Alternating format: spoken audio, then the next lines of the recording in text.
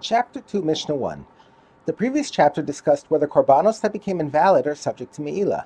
This chapter discusses korbanos that are valid and address at which point in the process of the avodah the korbanos are subject to me'ilah and other laws.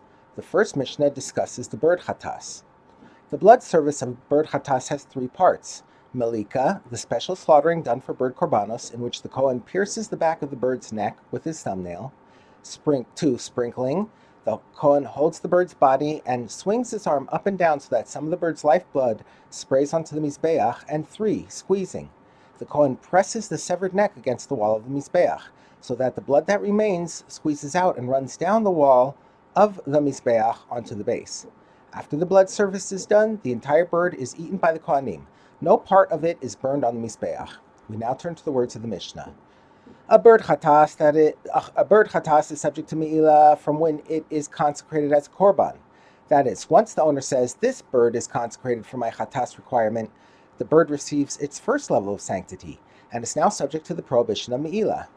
Afterward, once the bird was slaughtered with malika, it receives a higher level of sanctity and becomes capable of being disqualified through contact with the tevel yom, one who immersed that day, i.e. someone who became tameh and immersed that day in a mikveh but is still awaiting nightfall to complete his purification process, or through contact with a mechusar kippurim, one lacking atonement, i.e. a zav, zava, mitzora, or a woman after childbirth who immersed in a mikveh, and nightfall then passed, but the person did not yet bring the required korbanos, or through its blood remaining past its time and not being sprinkled on the mizbeach before nightfall. After the bird's blood is sprinkled on the mizbeach, one can become liable to karas for the transgression of pigel, nosar, or tameh by eating its meat, in a situation where one of those laws applies. For example, if during the bird's malika, the Kohen had in mind to eat the bird after the time by when it must be eaten, the korban is disqualified as pigel.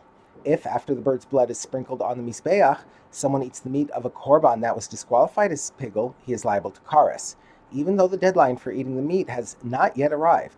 Similarly, if he eats the meat of a non-pigel offering after the time by which it must be eaten, he is liable to karas due to the prohibition of nosar, literally leftover. And if he eats a korban while he is tameh, he is liable to karas. In all of these cases, he is liable to karas only if he eats it after its blood was sprinkled on the mizbeach. In addition, after the blood of a bird chatas is sprinkled on the mizbeach, the bird's meat is no longer subject to me'ilah, since it is now permitted for the Kohanim to eat.